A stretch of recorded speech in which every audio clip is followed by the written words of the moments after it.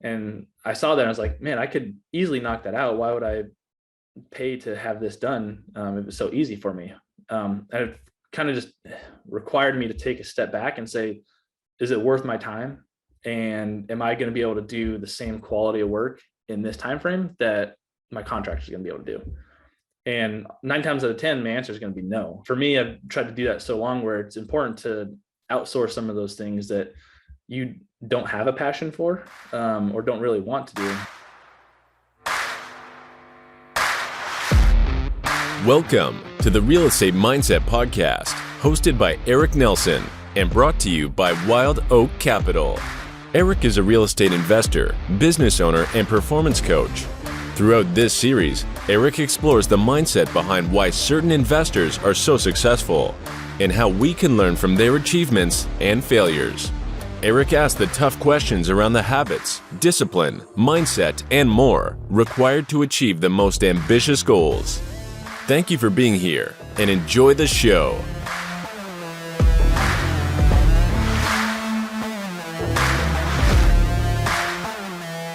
Hey everybody, welcome to the Real Estate Mindset Podcast. Today I have a kind of the pleasure of interviewing someone that is my partner. So I've never done this before. It's kind of new. So Shane Brooks, thanks for being here. Thanks for taking the time. Yeah, no, thanks, Eric. It's an honor to be on, and thanks for having me. Awesome. So we'll do what I always do. Shane, if you could kind of give listeners a background. I mean, I know some stuff about you. I'm actually excited to ask some questions that I think I could actually learn a little today about you. But if you could kind of give us your background, what you've been up to, and then of course, what led you to real estate. Yeah, of course. So I'm born and raised in Colorado, from a small Southwest Colorado town, and actually got my engineering degree from Fort Lewis College in Durango. Currently, I'm a project engineer for a midstream company in Houston, Texas, but really started everything in Colorado itself. So that's really where I got started on that end. But I actually bought my first property in 2012. I was 19, going into my junior year of college. I realized that I hated the amount that on-campus housing cost. And so I thought I could spend my money better elsewhere. So that's kind of how I first got started. And I know we'll dive a little deeper into some of that transition there. But yeah, that's really my initial background coming from Colorado. My parents had a few rental properties of their own in the past. Never really translated anything of that to my side. My focus was always, one, I'm good at math and good at science, so naturally you gravitate towards engineering. So that's what I did. Always wanted to go into engineering, never really had the process of wanting to go into real estate directly, but kind of always had that entrepreneur type mentality. So it kind of naturally progressed, I think, into the real estate realm. Yeah, so you and I have a couple of things in common. Of course, we grew up near each other. It's funny, we didn't know each other until we met at a meetup here, I think is where we met. But I have a similar story, like, engineer by trade, and that's kind of where I gravitated to. But now I've found real estate, it's truly become my passion. And so what's cool is, and we'll get into this later, is your skill set is unique, but you can do underwriting faster than anyone I've ever seen. And so we'll talk about that a little bit, but totally agree. I guess let's keep going forward, because I know you have a few more things in there. So after you bought your first house, was that successful? Tell us a bit about that, and then we'll go a little bit more into your real estate. Yeah. So really diving in is, one, I didn't know what I didn't know. So I thought that I was really doing the right thing. Is you buy a house, and that way, whatever you can cover on your mortgage, one, you either save, or it's as long as your mortgage is covered, then that's really the extent of what I really thought real estate investing was. But I knew that I didn't want to be paying rent and not having anything applied to something that's more hard.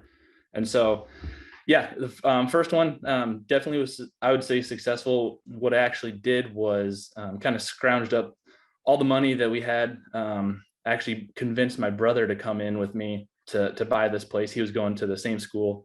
And it was a 3-bedroom, 2-bath townhouse. And so we had the idea, just rent out the third room, less monthly costs on our end, and did that for really 2 years. And then after 2 years, we found another house just up the street, about 5 houses away actually, and said, this was kind of successful the first time, let's try this again. So we did the exact same thing.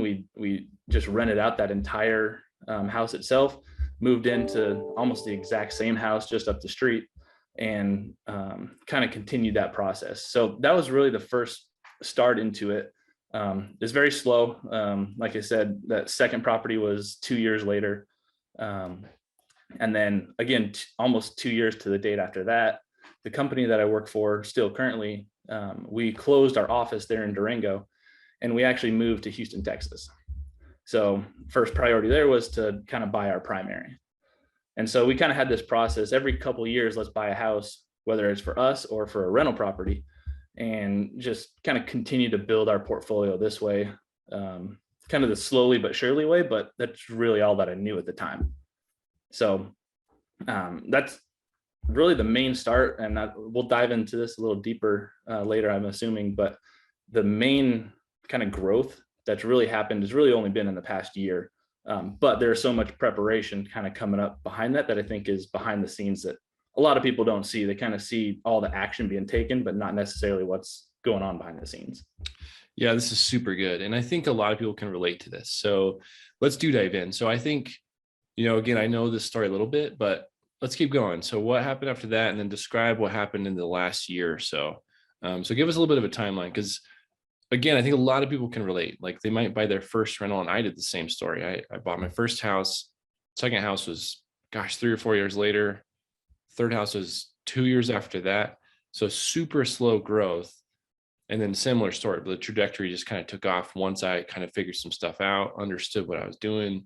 So I'm interested to hear your story. So let's keep going. So you bought your primary in Houston. So at that point, you have 2 townhouses and 1 house in Houston, right? Yep. Yeah, exactly. So kind of summary, first house we bought September 2012. Then we bought our second townhouse there in Durango, August of 2014.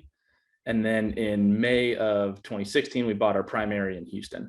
So that was kind of leading up to the slow growth.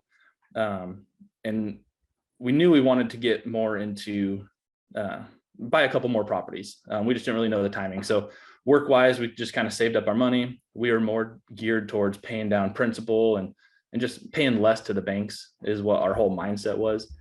And so we kind of saved up again. And in February of 2020, so right before everything kind of went a little bonkers, we bought a third townhouse, really on the same street in Durango. This is our first kind of out-of-state investing purchase that we made. And so we bought that in, like I said, February of 2020. And that was the worst purchase that we've ever made. And a couple reasons I'll dive into there, but one, it was right before the big kind of mindset shift changed and the knowledge base changed. So right after that deal is one, when I found bigger pockets, and really kind of started understanding what real estate investing truly was and the power of it.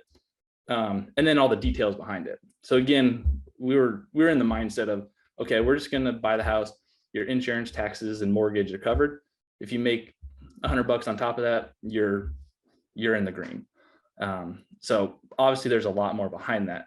And so that, looking back on that townhouse, that third one that we purchased, in no way would I ever have bought that knowing what I know now. This is so funny because I mean, I love the story because I have the exact same story. I mean, just wouldn't have done the purchases I did. Everything, like you said, was a learning experience. I'm glad I did. Luckily I haven't lost any money. And even one rental, we made some money. It was actually a good purchase, but even knowing what I know now, I'm not sure I would do it again. And what's funny about your story is you're living in Houston and you're buying in Colorado, and it's specifically kind of an expensive market. So let's dive in a little bit. When you say it was a worst purchase, because again, I was kind of the same way. I mean, I've told this story a few times. It's like, if I can cover my mortgage or get close, sweet. And wasn't even thinking about CapEx, wasn't thinking about, anything other than just if the rent's close to the mortgage, then this thing is sweet, but that's just not the reality. So, when you say it's a worst purchase, let's dive in. What do you mean by that? Yeah, and nothing to do with the property itself as a whole. I mean, it was in good shape. It was a 3 bedroom, 2.5 bath townhouse, and so kind of your normal standard in that space in Durango. Um, but looking back at it, worst purchase in terms of one, cash flow. If you truly factored in all the other capex factors into it, it's negative producing. So for us, we never wanted to buy a negative producing or negative cash flow property. And so that's what it was. And then also kind of getting into it further was it wasn't an HOA, and not really doing the due diligence of the structure of that HOA, and really finding out that the builder of that complex really had no money into the reserves. And so it's a 20-year-old property. Things are going to start happening that the HOA can't cover. Those are special assessments. So just realizing that this is all coming down the tunnel and going to hit us hard here that we didn't plan for or put into our numbers, to where it could be a financial hit. So it's really why I say it's the worst purchase we would have made, because it really just doesn't make sense if you're looking at it as a long-term rental, which there in Durango, it's very hard to make long-term rentals work. So very market specific, but that's really the reasoning behind the kind of the worst purchase we've made to date. Got it. Okay. And then it sounded like you I mean, it's so funny. Lots of people have that. I found bigger pockets, or I found X, right? And lots of people lead to bigger pockets and realize, oh, there is a calculation of this. So there is some true understanding. And so, from there, I know you bought a couple multi-families. So let's talk about that a little bit. So after that purchase, then what did you do? Yeah. So like I said, that purchase was in February of 2020. Found bigger pockets, found all the articles, books, blogs, podcasts. And so I went into that mode of, I listened to a podcast every single day, my drive into work, my drive out. And I read more real estate books than I'd probably read books in the last 10 years combined. Not a similar story. Yeah, not a big reader, but I gravitated towards it. And, there's so much that I could learn that I didn't know. So it just kept my attention and piqued me there. So with that, I was like, okay, I need to change up my thought process and my mindset about what I'm wanting to do and what I'm trying to get to. And so from there, I really did a lot of backlog work where I had principal paid down on a lot of my 3 townhouses and my primary, because that was my whole focus. Was anytime we get money coming in, pay it towards your principal and just reduce the amount of interest we're paying. So I went back and I did a couple things. One, I pulled the line of credit or a HELOC on my primary house. That way I could have cash available if I needed to find another property. But then the second thing I did was I pulled a line of credit on the 3 townhouses that we purchased. So I got with a local bank there in Durango, and really basically did an umbrella where I wrapped all 3 properties into one, so I could utilize as much of that equity in those houses that I could, and open a line of credit there as well, so I can try to fund additional properties. So from that, I found a large duplex that I actually purchased in October of 2020. And this one had sat on the market for a little bit, which is rare for the Durango area, but it was in really rough shape.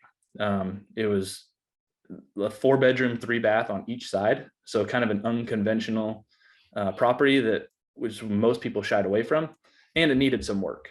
So I kind of saw a vision there, what I could do, kind of switch up the operating side of it to where if you run it by room rental, you can cash flow much more aggressively than you can a long-term rental as a 4-bedroom apartment. So I kind of looked at it in that approach, and knew that a lot of the stuff was cosmetic that I could do myself. So that's exactly what I did. We actually turned it in a week. I hired an ex-coworker and a friend of mine to work with me for a week to turn that unit. But that was really my start into the multifamily space. And then it just cascaded from there, where I was looking at a lot more off-market stuff or creative kind of options and financing, because I couldn't afford to just pay asking price in the Durango market. Yeah. So let's dive into a couple of those things first, and then we'll move forward. So First of all, I mean, I think most listeners are going to know what a HELOC is, but just in case, home equity line of credit, the way I describe it is basically like a cheap credit card. You can borrow, pay it back, borrow, pay it back. If you're not borrowing on it, you don't have to pay anything. And if you borrow, of course, you have to pay. And usually it's going to be 4.5, probably to 5% in today's market. And what I love about that strategy, because I think a lot of people will, I would never bash Dave Ramsey, but the thinking of like paying off, all your loans, all your debt, all that stuff, I understand it. In my opinion, it's not the best move. And I think you probably came to that conclusion as well when you say, okay, let's take out some lines of credit that I can use, that I can actually make more on that money. So let's say you have a 4% HELOC and you can go somewhere and make 9%, the spread between those two is worth it. And it's also, I mean, as long as you're smart about it, most banks aren't probably going to loan more than 80 to 85% of the value of the properties. So as long as you're not terribly over leveraged, in my opinion, it's a really, really smart move and a good way to use the equity that you built up. So it's kind of cool that you semi backtracked, you recognize your mistake, or maybe not a mistake, just change your mind a little bit, an ability to say, okay, well, that's not what I think anymore. And here's how we can do it. Really cool to do like second homes too. I think people do struggle to get lines of credit on rental properties. So I love your approach of like local bank. Let's wrap these three together, make it good for them and for me. Really, really smart thinking. So then from there, after that duplex, then what'd you do? Yeah. So kind of got my head wrapped around that, and really started just getting finances in line again. So once I had all of that ready, set to go, I was able to accumulate some, I knew that there was nothing really on the market. So multifamily in Durango is maybe like a lot of markets where there's just not a lot of inventory. And so I started going off market, doing direct mail, reaching out, doing a lot of cold calling. And this was all new to me. I'd never done this before, but I knew that this is one of kind of the tried and true approaches that a lot of people on Bigger Pockets and on forums were getting a lot of success. So I tried my hand at that as well. And I actually found an apartment that was on Apartmentscom. And so I reached out found the owner, went to the county assessor site, found the owner and contact information, skip traced them using a software called Deal Machine.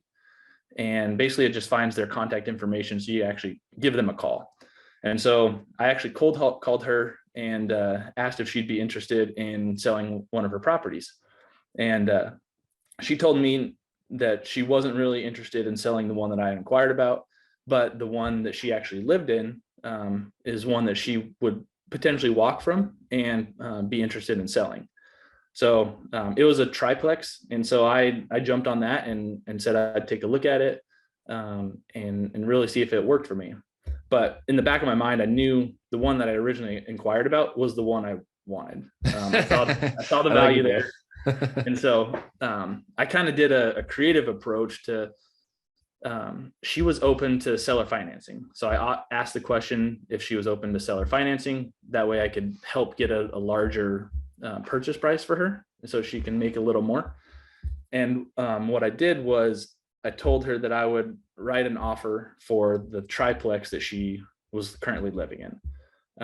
But by doing that, I also attached a secondary offer for the 5-unit that was the one I actually wanted.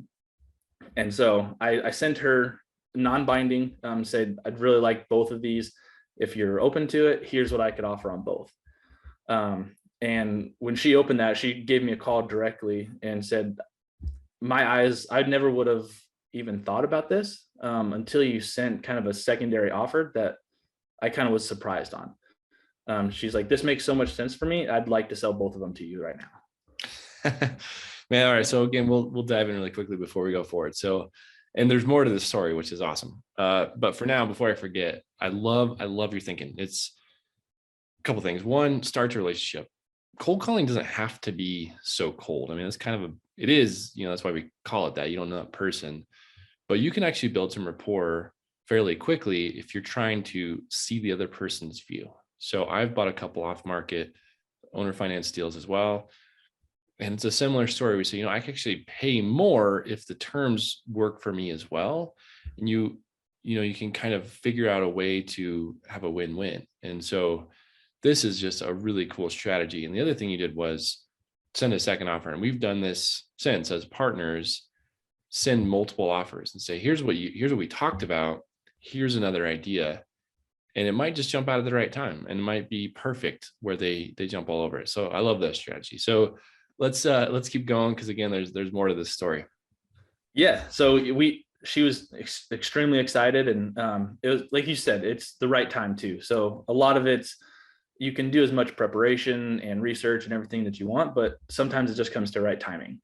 And this was the perfect timing for her. She wanted to move just a little south, be closer to her family. And so she was open to it. But so we negotiated on the seller financing terms, and we were going back and forth. And I offered a price on a per unit basis or per property, and she was willing to go at 0% interest is what I offered to get a higher price. This is the craziest part of the story. Yeah. And so we started down that process, and then really this was all off market. So no realtor, everything was going through myself. And so I hired an attorney to kind of go through the legal documents just so I was kind of clear of that. But after more research, I kind of went to some of the final terms. And in order for her to kind of not have to pay any interest, there was a minimum TIR or interest rate that the IRS requires for people trying to sell their properties. So I actually went back to her and said, you're going to have to pay interest if we stay at a 0% rate. I'd like to suggest going a little higher to at least meet the minimum so that you can be whole essentially and make your interest off of this property. And so we agreed to final terms on the property. It was a 9-year term at 0.56% interest for both. Yeah, for both properties. And kind of the other part that I did on this one was those lines of credit from the rental properties, the townhouses that I had. I used that as the down payment for these properties. And the other part of it, since this was, I can kind of had a little more control, is that I 100% financed the 5-unit so that I could put all of the down payment towards the 3-unit for a couple reasons. One was a 3-unit, I could more easily get another line of credit because it's a small multifamily 1 to 4 unit, where if I put any of that on the 5-unit, I would have had more of a commercial terms, less favorable. And so I had the loans written as 100% finance on the 5-unit. And then it was actually about, I would say 30% financed on the other one. And so at closing, I started the process or actually closed that deal as well as a secondary line of credit the day after on that 3-unit to have funds available for kind of the last purchase I've made in this big growth, which is a rehab facility. All right, so we'll get to the rehab thing, which is also another cool story. But I just want to like kind of go through this because I understand it, but I think it's only because I've sat on it. But this is so smart. So you had some equity in the 3 units. You took out a line of credit. Then you put the money, basically call it 70% down on the triplex, which is just so smart. And, some people might say that 5-plex is dangerous because it's fully paid off. But if you're in a position where that works for you and you're okay with that risk, this is super smart. So what you did was use that capital again. You turned around and used it. So you basically put it down on the 3-plex. And then you had your bank say, okay, let's do another line of credit. And so you can use it again at the next purchase. So that's why this is super smart, is because you're just recycling that cash and building up your portfolio. I mean, it's really, really brilliant. So let's go forward. So then the next move, you have some cash in hand. Did you already have that rehab place picked out, or you were just thinking, I'd like to have some cash, or what was kind of the flow there? Yeah. So I knew I wanted to continue to grow. I was already getting to that point. And just one step back is that even though that 5-unit was 100% financed, together as that triplex and the 5-unit is still cash flowed.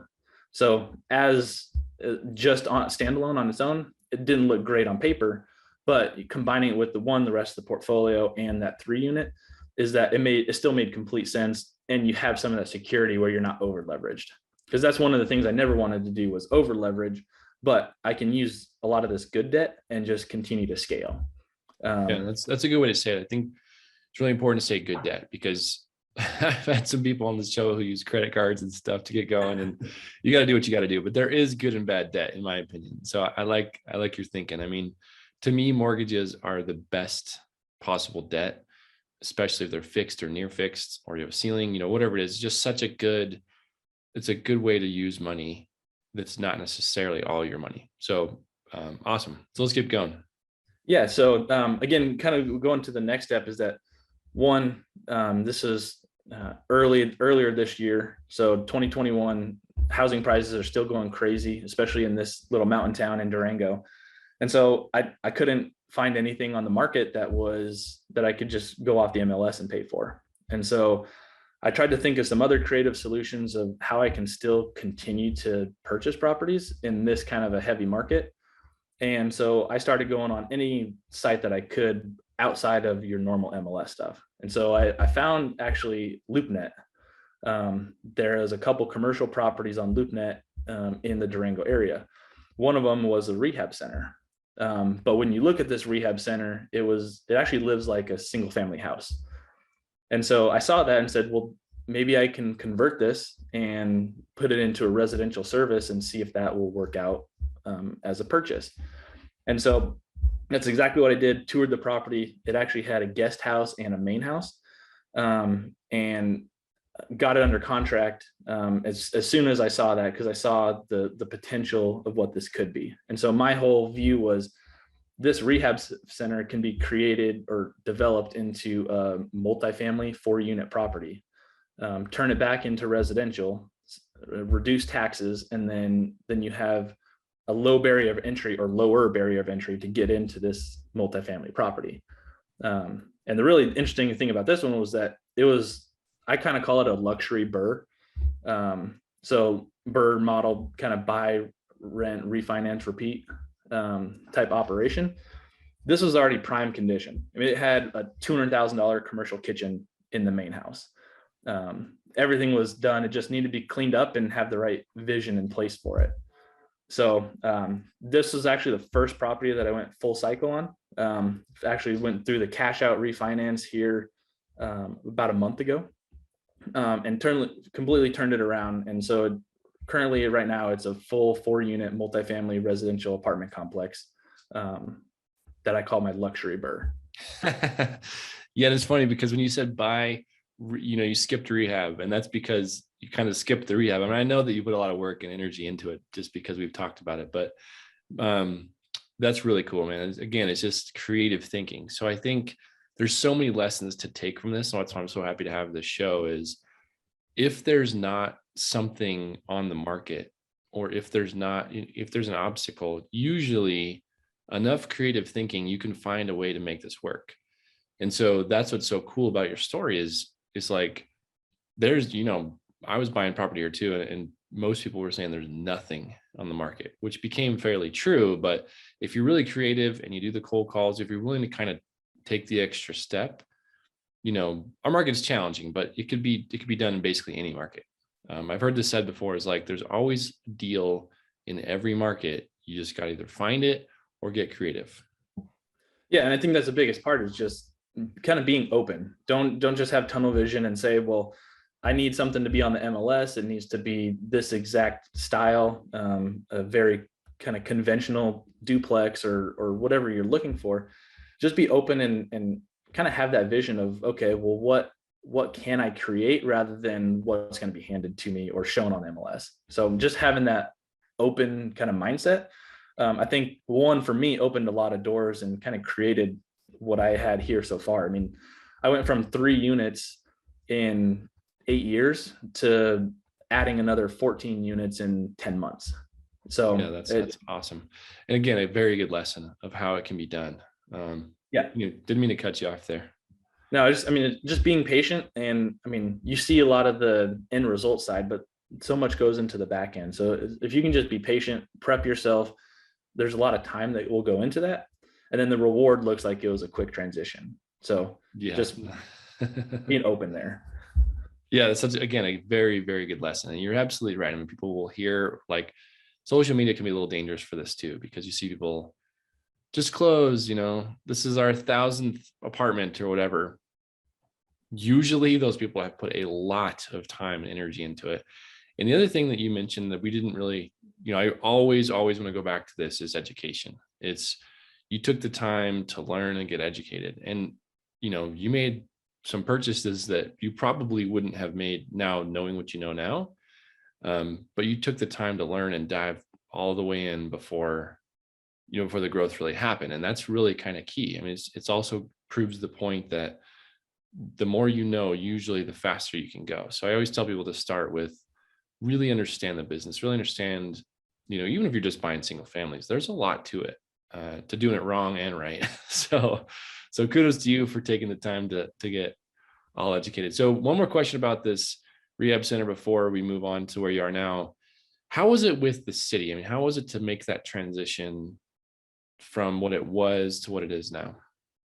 Yeah, and again, this is learning curve on my end too. So all of this has been happening remotely. So I'm still living in Houston. I tried to take a couple trips up to Durango. I still have family and friends there, but this is all remote. So everything's happened remotely, and so same with contractors, with the city. So that was kind of a learning experience there. But one of the things that the biggest thing that I learned was that you don't really have a lot of control with the city. You're kind of at their will. So just having your kind of contingencies in place, being open to timelines, their timelines and their costs aren't going to match what your timelines and costs are. So that was probably the hardest part in the entire process, was dealing with the city. And probably the biggest surprise on cost wise was dealing with them. But it all kind of worked out. They were able to get everything approved. You just really have to abide by their requirements, and then their fees are what their fees are. Yeah. So, I mean, it's interesting. Had we known each other before, I could help you with that planning. I mean, that's what I do daily is land use planning. I know the city very well, and it's absolutely true. It doesn't matter what your budget shows, because their price is their price. A tap fee, the sidewalks, all the stuff you have to do, the fees for the planning, and their timelines are usually way stretched out. So this is a good lesson is really kind of understand your municipality if you're going to try and make a transition like this. And I could talk about land use, but we don't really want to today. So let's move on. So, you got that, we call it full cycle. You refinanced again, you got some cash back out of it, which is really awesome. So this is around about the time that we met. And so let's kind of dive into that. What are you up to now? What's your story from that time to now? Yeah. And so again, it's a small world, but all of this education was kind of going on while I was acquiring all these properties. And one of that was meetups. And so I had done a few meetups in the Houston area, but I wasn't really active in doing anything here. But I was back in Durango quite a few times this year just for rental property work. I needed to take some time off anyways. And so as going back as much as I could, it seemed like every month that I was back, I was there during a meetup, which come to find out you were the host of. It's really how we met on that side. But so I started going to these meetups, just kind of telling my story, getting more intrigued with what other investors were doing in the Durango market. And again, met you there and really started this next chapter, which is the syndication side. So you had kind of reached out to me actually, and it was more or less contract work to do some underwriting to get caught up on what you guys had as a business model already. And so that was kind of my start to get into this now syndication space. It's not something I was reaching out for or was advertising, but just by being involved in that meetup, sharing my story, it sounds like that resonated and kind of created what we have as a group now as well.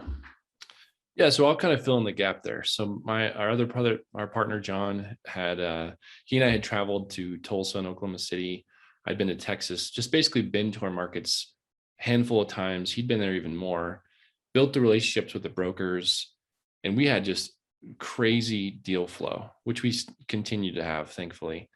But what, of course, what happens is when you look at a deal, the next step is to underwrite it.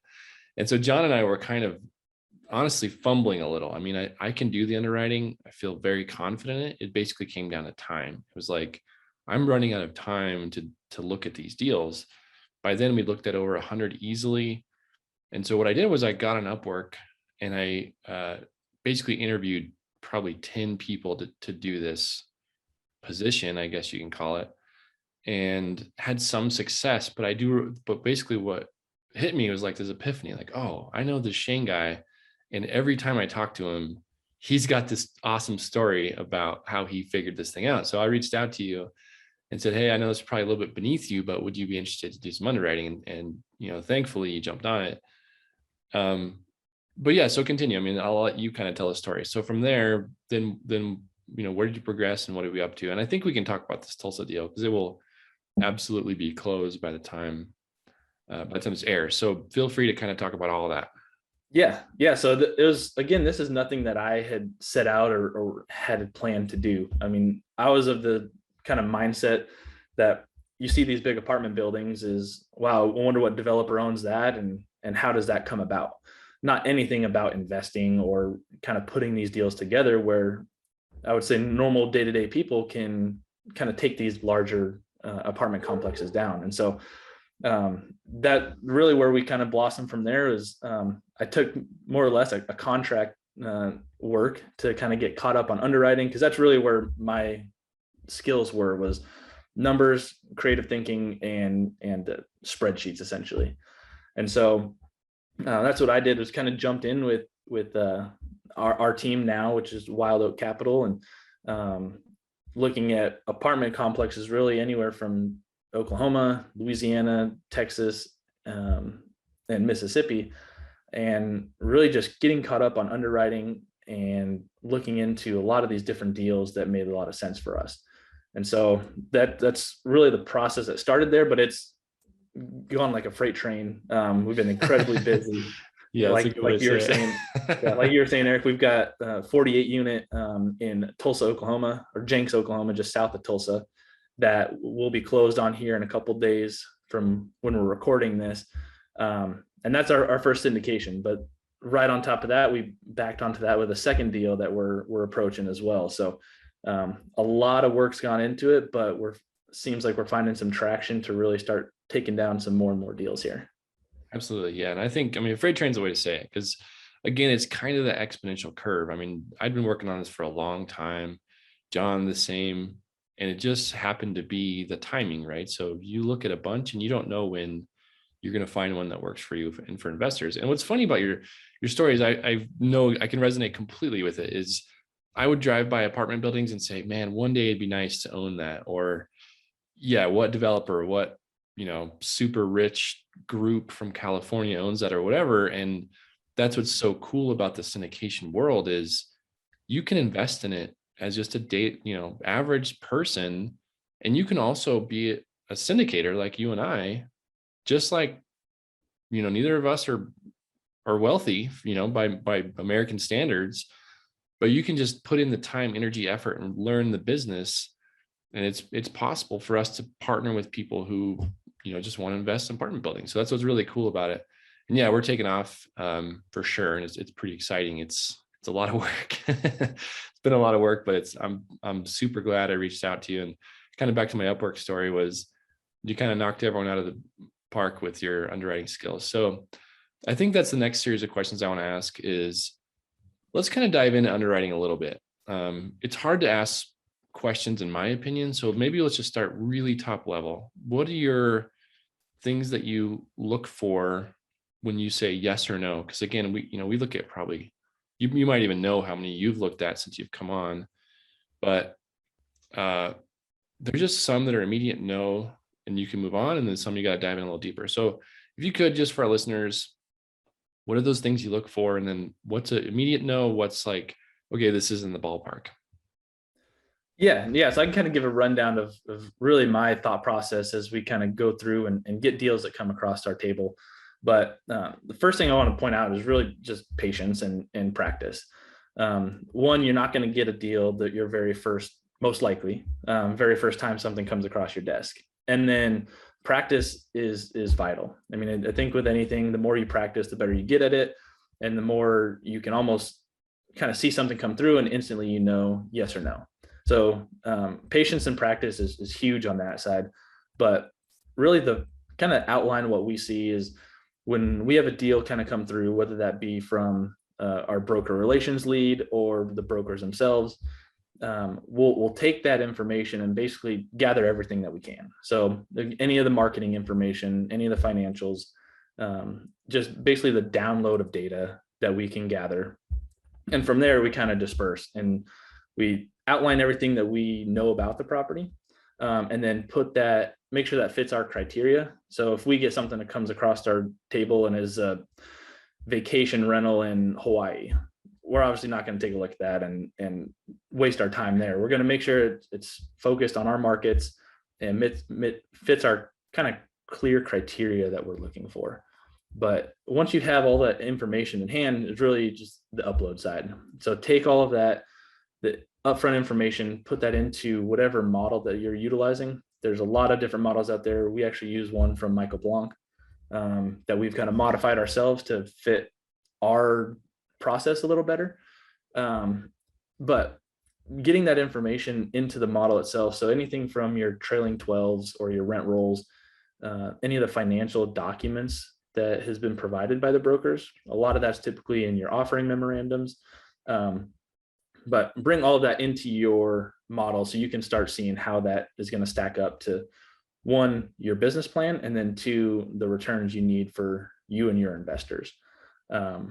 So from there, there's a couple that you can immediately kind of refine right off the bat.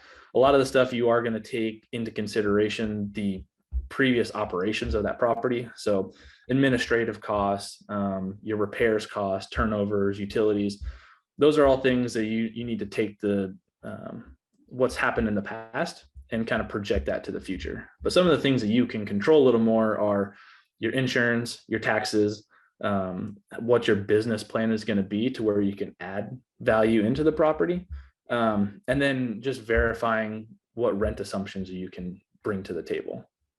So a lot of times taxes, easiest thing is get onto your county assessor site. You can research the property, see what taxes have been in the past. You can see their mill rate percentages, kind of get an idea of where on a new purchase price, what those taxes are going to increase to, because they're always going to increase. And so a lot of times you want to make sure that you're not just taking what's being offered in the offering material, because one, that is a sales pitch. Most of it is probably fair, but you want to make sure you do your due diligence to make sure you're not being too aggressive on what you're assuming. Yeah, 100%. I think before we move on, I mean, that's such a good tip is, new to the business, a couple of things. One, you mentioned the tax. So taxes, insurance, you really got to verify what those are going to be. Because I have a mentor who made that mistake, actually. They bought a property and didn't understand what the tax increase would be. So very early on, he said, man, really know your taxes. So that's a great tip. And then, of course, if you're starting out in the business, you might think that the broker's info is gold, right? And they're on your side, but they're trying to sell that property. And like you said, they're usually trying to be fair, but they might have a mistake, or they may not know, or they may not, they might be a little bit aggressive on rent bumps, that type of thing. So that's such a good tip, is to just take the broker's info with a grain of salt. Yep. Yeah. You have to do your due diligence. And that's kind of part of your underwriting process, is take the information you have at hand and then make sure that it works for your assumptions. A lot of times you hear sponsors or people, if you're getting into this industry, that they underwrite conservatively, which is, you have to understand what that means. And more or less it's what that sponsor considers conservative. So our end, I mean, conservative is anywhere from what makes the most sense for our business model that's not going to outstretch ourselves. It's not going to kind of put all of our eggs in one basket, where if we don't hit this metric, the whole deal falls apart and we're not going to hit the returns for our investors. So I think just understanding what the underwriting process and assumptions are for any sponsor or syndicator is one of the biggest things that you want to look at, and one, in investing, but two, just as an underwriter yourself, is, does this make sense for what we're trying to do? And then put all that into your business plan. So you want to make sure that you define that what your interest rates are going to be, what your rents are going to be. And those are all verifications you can do with some online sources. I mean, Yardi Matrix, you've got CoStar, you can go free sources such as Apartmentscom or anywhere online to kind of get you get a little more comfortable with where you think you're going to be there.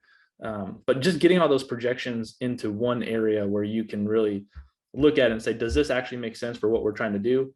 Or is this too much for the market we're in? And then adjusting from there. And I think the last part of that is driving the property on Google Earth. If you're not there locally, do your research and just drive it on Google Earth and see how the neighborhood looks, what amenities are around, how the property looks itself. Not all of those are going to be perfect, but driving on Google Earth will tell you a lot about the property on the front end. Oh yeah. Yeah. That's an awesome tip. And you're right. There's some free stuff out there. You can go to apartments.com and take kind of a survey even fairly quickly and say, what are market rents around here? Are we low? Is this high? Is the broker high? And then, yeah, once we get a little closer, we can dive in. And so, from there, basically we'll say 1 out of 40, I'm just kind of guessing, meets our criteria, fits what we're looking for. So then we kind of say, okay, let's pass this to a property manager. Is there anything that I'm missing before that time? And we kind of look at it as a team and say, yes or no, or here's why I like it, or here's what I don't. I love that thing that we do, but am I missing anything between those two steps? That's really about it. Once you kind of have everything into your model and you kind of have your preliminary business plan, you don't have to have everything defined, but just making sure that you've got your reserves in place. If you have repairs that are going on, you've got your repair budget and kind of an estimate for what you think the property is going to need to get it up to market. Having all of those in place. And then I would say the other biggest part is just your acquisition costs. Making sure that you're not light on that side. So a lot of the times you'll look at it and this again comes down to experience or just knowledge as you educate yourselves. But there's a lot that goes into the acquisition costs for these apartment complexes. And so just understanding the different things that you need to have in terms of, maybe you have retainers for COVID or whatever the bank's going to require. You're going to have your lawyer, your appraisal fees are going to be higher. So just having an understanding of where that is going to fall is going to help, that you're not surprised down the road when things change or are a lot higher than you expected. But you're right. After that point, you've kind of got it lined out. Our next steps really are making sure that our assumptions are correct. So things that we can ask a property manager, and it goes back to your relationship side, is we create these relationships with property managers well before we're looking at these deals. So we can have confidence that we can kick something to them, we can get feedback, and if it's something that is reasonable and also a property that they're willing to take on, if we present our property manager with a property and they're like, yeah, we're going to pass on managing this for you, it's probably not something you want to approach. Yeah, it's a pretty good red flag.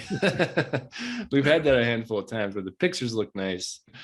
Yeah. Says, yeah, we're not interested in that. And the answer for me is always, well, neither are we. That's all you had to say. Exactly. There's some great photographers out there that can make something that looks horrible the nicest thing ever.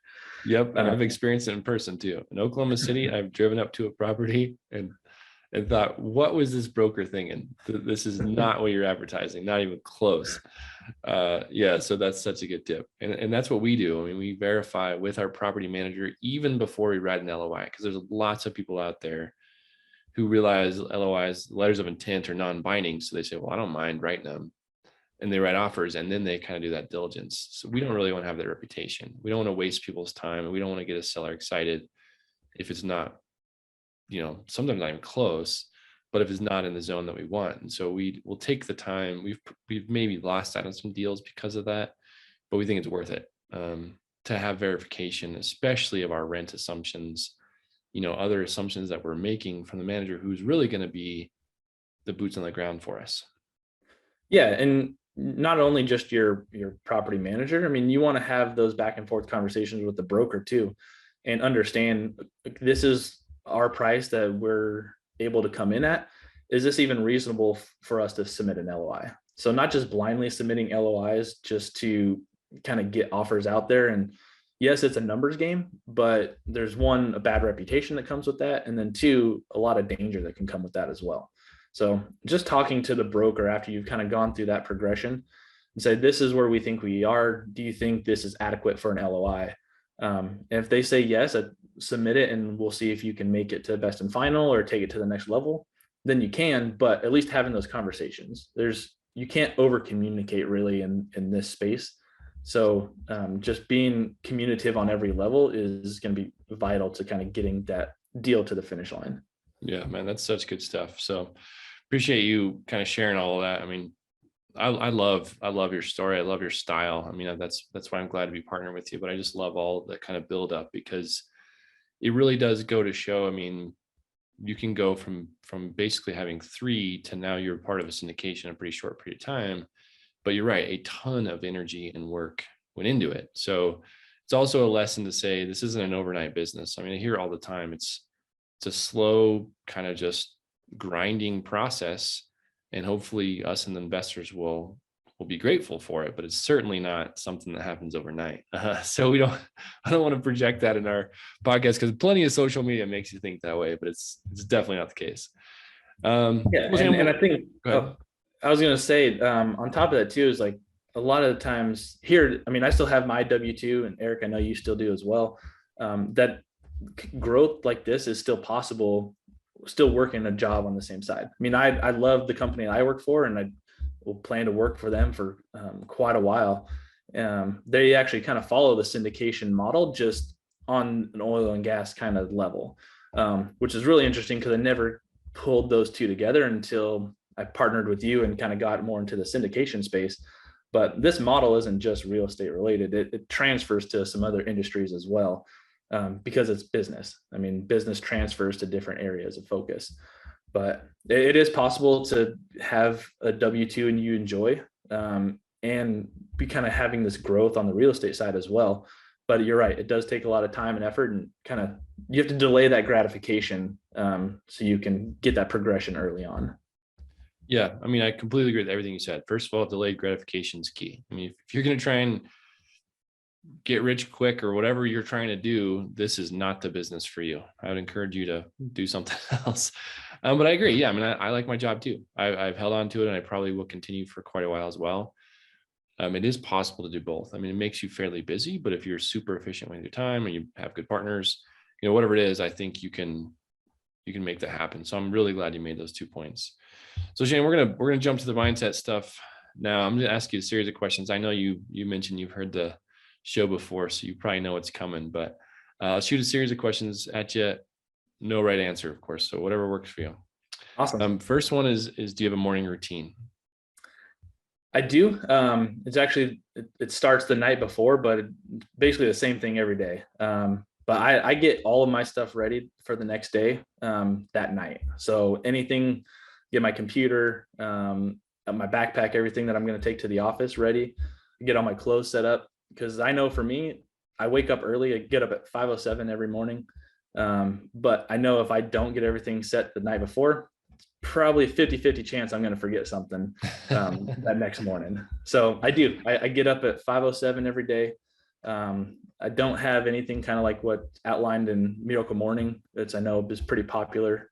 But I stretch, get ready for the day. We've got 3 Basset Hounds, so I walk them in the morning, kind of just quiet time and before I take off in traffic.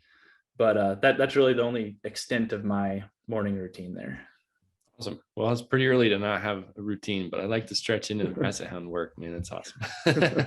That's a whole nother story. We'll have to do a series 2 and talk about your dogs, but Yeah. Cool. So next question is, what books are you reading, or what books can you recommend? Yeah. Actually, so this is read quite a few. kind of, they almost progress with whatever stage that you're in. So I read a lot of the Bigger Pockets books, getting more into really the structure that I had the past year. But the latest one we had was capital raising, from Hunter Thompson. It was one we were doing for our business because it's a hurdle that we kind of came across. So that's the latest book that I've had, that really resonated really well, because one, it was a big hurdle that we were trying to get through on our business side. But there's so many points in there that I really was able to pull out and adhere to. I mean, one of them that I almost kind of adapted on my own, I think is super important, was he says in that book, success compounds itself on the speed of execution. And I completely 100% agree. I mean, one, quality work there, but if you have speed of execution where you're not letting things fall through the crack, just that determination will compound success on itself. So that's currently what we just read through. We've got a couple more in the queue, but definitely recommend Raising Capital by Hunter Thompson. Yeah, I love. I mean, that's why we called it like a book club, like a little group thing. Was kind of funny, but yeah, I mean, I love that book, and we've kind of taken a ton from it. I think just a very, very well written book, well put together. He's obviously a very smart guy, so excellent recommendation. So next one is: have you had a coach or a mentor that you've ever paid for, and if so, is it worth it? So I have not actually had a coach or mentor in the real estate space or any space like that. And so obviously I haven't paid for anything there, but I think I've kind of got lucky on my side too, is I've been able to utilize people around me to where, one, either they are above where I've wanted to be. They knew a lot that I could learn from already. And so just kind of going under their wings, and even partnering with you, Eric, and our other partner, John, you guys have had that. So you were able to kind of bring that to my light without me having to go down that full path, and kind of open my eyes. Cause I was always, I was maybe blinded or not confident in a lot of the big mentorship groups or the high dollar cost coaching programs. Cause I've always been in the mindset, kind of the DIY mindset, do it all myself. Where I quickly realized after I educated myself that you can't go very far, or you can go fast alone, but you can't go very far alone. So yeah, I love that. Yeah. I mean, I've talked about my past a lot as well. And I kind of had that similar structure where I would do all the work on my properties, self-manage, all the stuff. And again, I'm not sure I would take it back or change it per se, because I learned so much, but knowing what I know now, I probably won't ever self-manage a property again. It's just, my time can be spent somewhere else and a little bit more efficient. And so, yeah, I mean, it's cool. And I think your story is cool too, because you don't necessarily have to, right? So I believe in coaching, and I believe in some of the programs. Certainly don't have to. You can learn a ton from books and podcasts. And of course, yeah, like, peers. I mean, I've learned a ton from you in this process, and I hope vice versa. And that's, that's pretty key as well. It doesn't take money necessarily to learn a bunch of stuff. So I love your response there. So what's the biggest, or what's something you've done that you wouldn't repeat? We kind of talked about one, but if there's any more, something you would not repeat that we can learn from. Yeah, I think I might tie it back to the kind of the DIY mindset. I mean, I think it's important to try to do things yourself. I mean, it's a huge learning curve, and I think helpful long-term, but making sure that you refine that, and not doing everything yourself forever. That's for me, I've tried to do that so long, where it's important to outsource some of those things that you don't have a passion for, or don't really want to do. And I think one of the biggest kind of maybe epiphanies for me was that rehab center that we actually worked on. I was up on the property one day, and we had a small laundry room that was all prepped. Contractor had done all the drywall, painting, prepping. All it needed was flooring. And I saw that, and I was like, man, I could easily knock that out. Why would I pay to have this done? It was so easy for me. And it kind of just required me to take a step back and say, is it worth my time? And am I going to be able to do the same quality of work in this time frame that my contractor is going to be able to do? And 9 times out of 10, my answer is going to be no. Is that the contractor, that's what they do.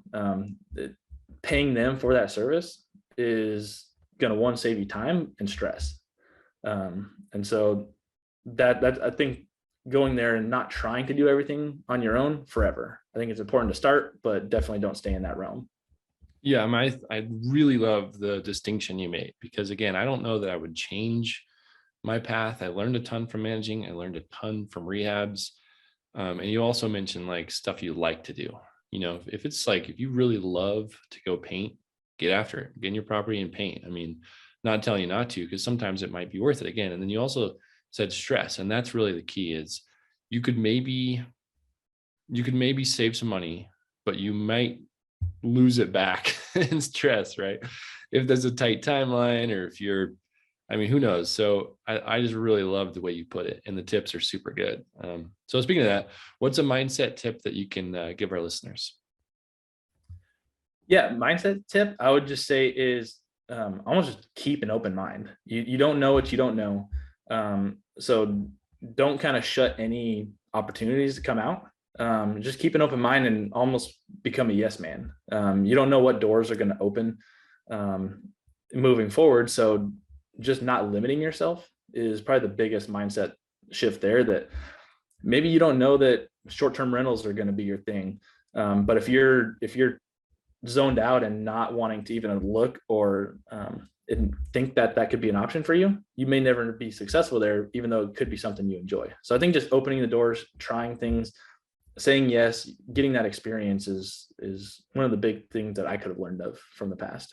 Oh, such a good tip, man. I haven't heard that one yet. So I really like it. You're right. I mean, even back to your story, I reached out to you because I knew that you were smart, but I also just like, enjoyed chatting with you and all that stuff. And had you been like, no, I don't know what a syndication is, or I'm not into that, sorry, thanks anyway, we wouldn't be partners. So I'm really glad that you followed your own tip there. And dove into something that was probably a little bit new to you. And again, I'm glad for the partnership and friendship. So good job following your own tip, but that's a great tip for our listeners. And the final one's the hardest is, what is your definition of success? Yeah, so I think mine is, you hear it a lot, financial freedom, or well, I would say one of the big ones, but I also kind of consider stress freedom. Is that, yeah, that sometimes comes with financial freedom as well, but having that stress freedom just opens up so many more doors and options for you, to where you're happier. You can be open to more things. I mean, I always kind of give it to the example where, yeah, if a HVAC system goes out and you're down $5,000, are you going to stress over that, or are you going to be to the point where you say, okay, let's just get a new one and let's go play golf or do something else the rest of the day? Like, allow yourself to get to a point of financial and stress freedom where you can have bad things happen, but not necessarily disrupt your day or life or year, whatever it is. Just kind of have that short time frame, handle it, and then continue with the things you enjoy. Oh, so good. Man, this is like a really good series of questions here. I'm loving it. And then the second part of that, of course, is if someone asks you, why are you successful? What is your response to that?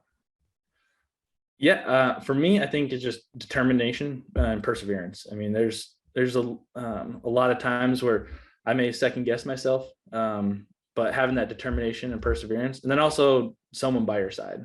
I give a lot of credit to my wife. Actually, that commercial property, the rehab center, there was a couple nights where I was staying up and I just said, I don't know if this is a good deal. Should we go through with it? Should we back out?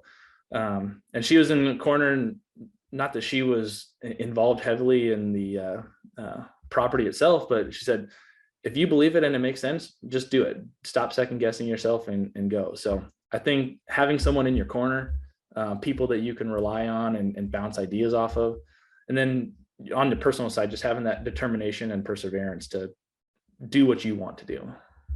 Oh man, again, I've had that exact same experience where, leading up to closing on some properties, you just start second guessing. You say, what if we can't, what if it won't, and my wife's the best at being like, if you thought it was a good deal before, why don't you think it's a good deal now? You're just, you just kind of overthinking it. So Oh man, I really like that. So Shane, thanks for taking the time. This is such a cool show. I mean, it's fun to have someone on that I know really well and be able to ask the questions that are pointed. So anyway, thanks for taking the time. Where can people find you? Yeah, so you can find all of our information here at wildoakcapital.com. My email there is shane@wildoakcapital.com. Would love to talk with any of your listeners, see if I can help out with anything there. Giving back is a thing as a group, something we really like to do. So just educational, anything we can reach out, questions you have, would love to talk and chat. Awesome. Thanks again, Shane. Thanks for being on. Yeah, thanks, Eric. Thank you for listening to this episode of the Real Estate Mindset Podcast. If you've enjoyed the content today, please follow this show wherever you listen to podcasts. And don't forget to head over to wildoakcapital.com for more information or to connect with Eric directly. Please take a moment to leave a review or tell a friend about what you've listened to today. We hope you'll tune in again soon.